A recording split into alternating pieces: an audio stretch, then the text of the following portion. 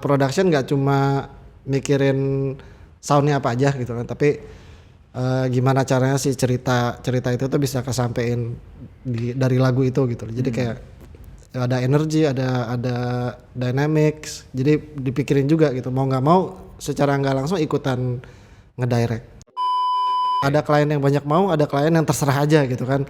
Cuma paling banyak ada yang satu kali revisi itu ngasih 10 notes gitu, kayak ini diganti, ini kurang ini kurang ini kurang ini gitu.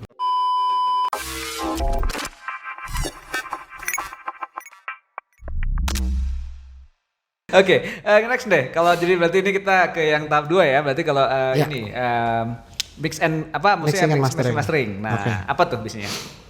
Oke, kalau misalkan gua yang produce lagunya, gua pasti udah kebayang mixing sama masternya akan kayak gimana gitu kan. Tapi yang paling tricky emang kalau misalkan lagunya dia udah bikin duluan. Oke.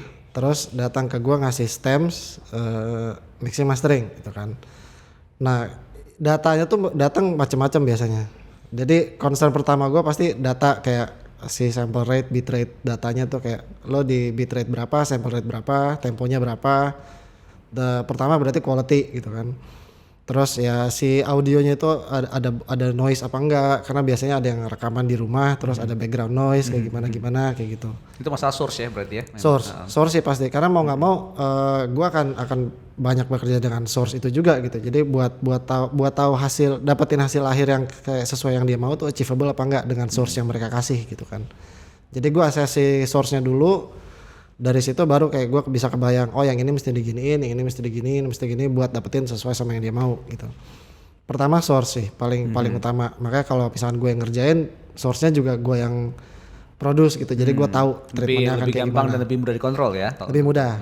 Yang susah kalau emang udah jadi duluan terus dikirim ke gue, source-nya quality source. Kedua, banyak yang ngasih file tuh namanya berantakan gitu loh, maksudnya kayak track 1, gue gak tahu nih track 1 nih apa. Jadi kayak gue yang mesti tahu sendiri, oh ini tuh apa gitu loh, kayak gue mesti dengerin satu-satu. Dan kalau ada 100 track gitu, track ya gue mesti tahu satu-satu track 1 sampai 90 tuh apa aja. Jadi kayak kebayang sama gue mesti namain sendiri gitu kan. Karena gue sendiri lebih suka workflow yang sistematis gitu, yang teratur, color coding, namain. Jadi gue tahu mana yang mesti gue mesti lari ke channel mana buat ngerubah apa gitu. Jadi source, kedua naming, ketiga. Jadi baiknya memang kalau naming tracknya mendingan langsung ke instrumen apa, ini apa gitu, atau gimana? Kalau biasanya gitu. Jadi gue tahu misalkan track 1 tuh kick, terus oh ya, tapi ntar biasanya kan orang produksi beda-beda gitu kalau yang ngasih stems. Jadi ada yang lompat-lompat, ntar kicknya di track 1 tapi ntar snare-nya di track 60 gitu. Jadi gue mesti tahu, biasanya gue gabungin dulu. Jadi satu grup sendiri kayak drums, terus gitar, terus strings gitu. Pernah nggak ada yang ngasih beberapa lagu terus dicampur semua gitu? Kayaknya ada deh. Kayaknya ada deh. Yang beneran berantakan, yang gue harus dengerin satu-satu. Harus dengerin satu-satu. Malah ada yang ngirim stems tuh nggak dari awal sampai akhir, malah cuma sedikit snip gitu doang. Terus gue nggak tahu ini sound yang ini masuk itu adanya masuk di mana, menit berapa, detik berapa gitu. Jadi gue mesti taruh sendiri. Oh ini adanya di sini gitu. Dan itu ada yang pernah kayak naruh cuma gitu doang dan cuma satu sound gitu. Jadi kayak, kok sound ini adanya di sini gitu. Oh emang mestinya di mana gitu. Karena gue taunya dia muncul aja nih di situ. Gitu. Ini mestinya di sini. Oh ya udah, jadi gue ubah sendiri. Gitu. Jadi karena gue nggak bisa ngatur mereka, ntar kirimnya begini ya. Karena kadang-kadang mereka udah gue kirim ya datanya gitu. Tapi kalau misalkan klien yang udah beberapa kali ke gue, biasanya tahu kayak lebih baik di grup dulu gitu, dinamain dulu. Jadi gue workflow kerjanya juga lebih cepat. Habis itu mixing, biasanya by group. Kayak gue lebih senang drums dulu. Itu kalau personally gue itu drums dulu. Kenapa biasanya? Karena nggak tahu, drum tuh buat gue yang jadi jantungnya, key of energy gitu, kayak groove, beat, terus ngasih tempo gitu kan. Jadi buat gue biasanya treatmentnya drum dulu yang gue treat. Gue kerjain drums, habis itu baru bass. Dari bass baru ya bisa gitar atau strings atau keyboard. Terakhir vokal biasanya. Nah dari situ tinggal didengerin terus balik lagi ke si cerita. Karena pas mixing mastering pun gue nanya outputnya pengen kayak gimana, referensinya siapa, dan kalau mereka punya note sendiri apa yang mesti dibikin kayak gimana itu biasanya mereka ngasih tahu kan. Dari situ baru gue usahain dapat sesuai sama yang mereka pengen gitu. Tapi kalau beda-beda yang dipengen tiap tahapan pernah nggak ngadepin? Jadi habis di sini bilangnya apa gitu, pas udah di mixing bilangnya apa lagi gitu. Ada paling beda-beda referensi. Jadi kayak drumsnya gue pengen kayak lagunya si ini, tapi gitarnya lagu ini. Jadi terus tapi vokalnya ngambil ke lagu ini gitu. Oke, jadi mau nggak mau gue mesti bisa nyamain kayak referensinya. Oh drumnya soundnya kayak gini. Oh buat gitar gue beda reference lagi. Terus buat vokal ntar beda lagi. Tapi tetap di situ gue di tengah-tengahnya. Jadi nggak terlalu nggak bener-bener plug mirip sama si reference. Tapi punya gue naruh sesuatu juga di situ. Jadi gue nggak kepengen nggak ada soul guanya di situnya gitu. Oke, jadi udah dapet ininya, terus udah tracknya udah mulai dikerjain. Nah, apa lagi biasanya? Biasanya abis itu gue ngirim. Oke. Gue ngirim kayak ini sesuai sama apa yang mereka bayangin apa enggak, apa yang mereka tuju apa enggak. Atau gue biasanya suka langsung ke proses mastering. Jadi gue ngasih dengar ke mereka atau apa yang udah gue master. Jadi kayak kira-kira nantinya kalau udah dirilis akan kayak gini gitu kan. Jadi mereka kebayang hasil akhirnya tuh akan kayak gitu dan apa yang mesti dirubah dari situ gitu misalkan.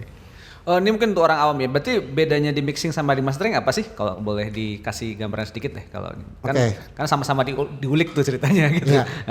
Ini menurut gue ya, menurut opini gue. Jadi mixing buat gue tuh nyatuin beberapa instrumen yang dibikin beda-beda waktu, beda-beda tempat apa dan lain-lain.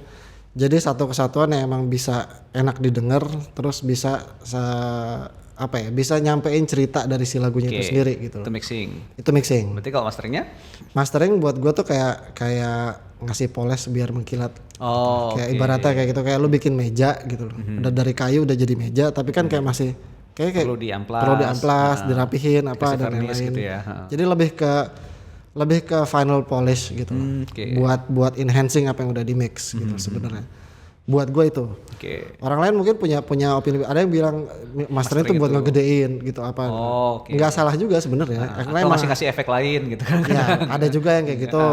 Tapi ya dibilang salah juga enggak, tapi bener juga enggak. Karena emang sesuai sama selera masing-masing si engineer dan si musisi itu juga gitu kan. Ada yang emang suka kenceng, ada yang ada yang suka nggak terlalu gede. Ada yang suka detail, depth dan lain-lain gitu, beda-beda. Tapi buat gue mixing nggak cuma ngegedein. Gitu. Jadi buat Iqbal pribadi emang konsentrasinya di antara 3 tahapan itu pas lagi recording, mixing sama mastering emang banyakan di mana berarti? Mixing ya emang. Banyakan mixing. Karena emang suka aja gitu kayak. Personally gue suka nge-translate apa yang orang pengen terus jadi sound tuh kayak gimana. Nah ini orangnya agak puitik ya. Setelah itu berarti udah ini ya, setelah mastering terakhir? Setelah mastering terakhir ya gue ngasih output finalnya kayak udah sesuai sama yang mereka pengen apa belum. Kalau belum apa yang mesti dirubah menurut mereka. Abis itu ya udah gue kerjain sampai emang sesuai sama apa yang mereka pengen. Pernah nggak sampai mastering harus take ulang lagi? Seingat gue sih pernah. Seingat gue tapi sampai ke satu titik ya udahlah nggak bisa diselamatin, udah mau nggak mau gitu. Ya udah, akhirnya ya mau nggak mau nerima gitu. Beratnya di situ ya. Beratnya di situ sih, karena ada sesuatu yang gue taruh juga di situ, jadi ada pasti concern ke gue. Ya karena nama ada sebagai salah seorang ini ya produser ataupun sebagai ininya kan. Ada kredit gitu lah. Jadi gitu. Mau nggak mau gue mesti bisa kritis sama apa yang gue kerjain juga. Ya dan juga jadi portofolionya Iqbal juga kan kalau gitu itu jadi ini. Betul. Jadi apa yang paling enak kalau ditanya apa sih yang paling enak dari sebagai seorang produser dan juga seorang mix and mastering engineer? Paling enak banyak sih enaknya sebenarnya. Maksudnya dari bisa punya banyak teman gitu kan satu, terus bisa tahu tren nantinya tuh akan tren lagu-lagu yang kayak gimana sih, karena si musisi ini lebih digging gitu kan, mereka lebih dengar banyak reference, banyak lagu, jadi kayak terus update berarti ya. Terus update. Baru. Jadi mau nggak mau gue akan update sama apa yang mereka pengen kerjain juga gitu loh. Ketiga ya itu tadi bisa translate jadi sound atau apa itu. Oke. Kalau di antara semua SOP yang tadi, apa yang paling down? Jadi yang tidak boleh banget dilakukan dan yang paling menurut Iqbal nggak boleh dilanggar lah. Kalau ini dilanggar gue nggak mau kerjain deh gitu. Bikin lagunya semau gue. Itu sih. Kayak gue pengen bikin lagu ceritanya kayak gini. Ya udah lu terima jadi aja gue yang bikin. Itu buat gue nggak sih. Karena mau nggak mau itu lagunya akan jadi lagunya dia gitu kan. Jadi harus karena emang dia klien, dia yang bayar, ya mau nggak mau kita kerja untuk dia juga gitu. Jadi Iqbal menempatkan diri sebagai seorang ini ya, sebagai semacam pemoles sebenarnya ya. Jadi jadi kayak kalau emang mereka punya ide bikin lagu ini ya udah gue bikin lagu itu jadi ada gitu, ngebantuin mereka karena mungkin ya mereka nggak tahu cara operating instruments mungkin, terus nggak tahu cara mixing mastering. Gue yang ngebantuin mereka gitu ibaratnya. Ya itu enjoy-nya di sana ya, berarti bisa ngebantu orang lain, terus ngobrol sama orang lain, terus dapat referensi baru terus menerus gitu ya, terus ya itu menikmatin ini ya proses yang panjang gitu ya. Kayaknya Iqbal ini cukup harus berorientasi pada orang nih kayaknya, jadi cukup bisa berproses bersama orang lain gitu ya. Ada juga kadang-kadang nggak sabaran soalnya. Gitu. Ya ada momennya juga sih gue nggak sabaran gitu atau capek atau apa dan tapi biasanya gue suka ngomong kalau emang gue butuh waktu nih ngerjainnya karena emang ya we're human, butuh konsentrasi yang lebih besar ya. Satu itu, kedua kadang kita juga punya fatigue sendiri lah, capek kayak kalau ngerjain satu lagu berturut-turut berhari-hari juga capek dengerinnya, bosen, jadi butuh refresh atau butuh istirahat sebentar gitu. Ending nih yang paling merasa sukses kalau waduh ini susah.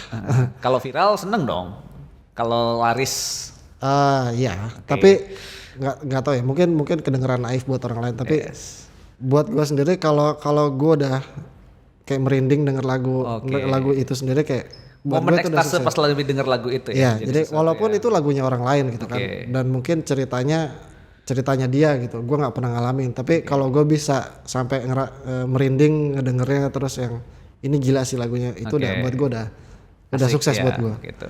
Nah, sebagai orang yang udah belajar audio, kira-kira di balik itu semua gitu kan, lu ngeliat kan berarti audionya ada sesuatu yang spesial kan di balik itu semua, dan teori-teori yang dipelajari pas sekolah pasti nyambung ke sana gitu kan. Iya, semuanya. Itu ngaruh nggak ke sikap dan do and don'ts-nya yang selama ini lu lakukan kalau Iqbal lakukan kalau melakukan mastering atau melakukan producing? Ngaruh sih, ngaruh karena nggak cuma pas gue sekolah juga kan, gue nggak cuma berurusan sama si teori dan alat gitu. Jadi ya gue mau nggak mau berurusan sama orang gitu kan. Jadi ketemu teman-teman baru dan lain-lain, sering diskusi juga gitu. Kalau misalkan ada kerjaan kayak gini gimana, itu buat gue selain ilmunya dan teorinya berpengaruh buat cara gue mixing kayak gimana, terus social skill dari ya emang ketemu teman-teman bareng dan ngobrol sama-sama senior dan lingkungan audio engineer juga ngebantu gitu buat gua. Dan itu yang tetap jadi pegangan gua sampai sekarang juga sih. Karena pada endingnya itu produknya memang harus didengar sama manusia ya, di telinga manusia gitu kan. Kecuali emang lo bikin lagu untuk spesies lain gitu loh, kayak beda gitu kan pasti kan. Jadi memang harus ada sesuatu yang artnya ada, tekniknya ada gitu kan. Tapi lebih dari itu semua memang akhirnya itu adalah kerja kolaborasi manusia dan untuk didengar oleh manusia gitu ya. Itu yang jadi ini. Oke, thank you banget nih Bal udah berbagi udah ngasih tips-tips yang baik sekali buat teman-teman. Siapa tahu teman-teman tertarik untuk menjadi ini ya, sound engineer, untuk menjadi seorang musik producer gitu ya. Jadi bisa ke depan nanti bisa bisa banyak hal yang disampaikan. Kalau teman-teman punya ide yang lain atau punya pendapat lain, boleh share di kolom komentar gitu ya. Iqbal sudah berbagi di sini pengalaman dia udah lumayan udah berapa tahun ya? Udah hampir 10 tahun lah ya di dunia producing ini ya. Dan sudah ini juga, dan buat teman-teman yang juga tertarik ya gitu, nanti bisa share juga pengalamannya. Sekarang sudah cukup banyak kan, nggak harus jadi artis terkenal kan supaya bisa seperti itu kan. Enggak sih, dunia audio luas ya, jadi nggak mesti jadi artis, ya macam-macam gitu. Mau jadi live audio engineer bisa.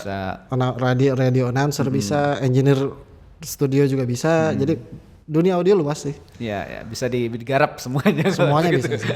Oke, thank you udah berbagi di sini. Terima kasih juga teman-teman yang sudah menyaksikan. Boleh share di kolom komentar apa pendapat teman-teman tentang apa yang kita sampaikan tadi. Sampai jumpa di obrolan LPDK berikutnya. Dadah semua. Bye bye.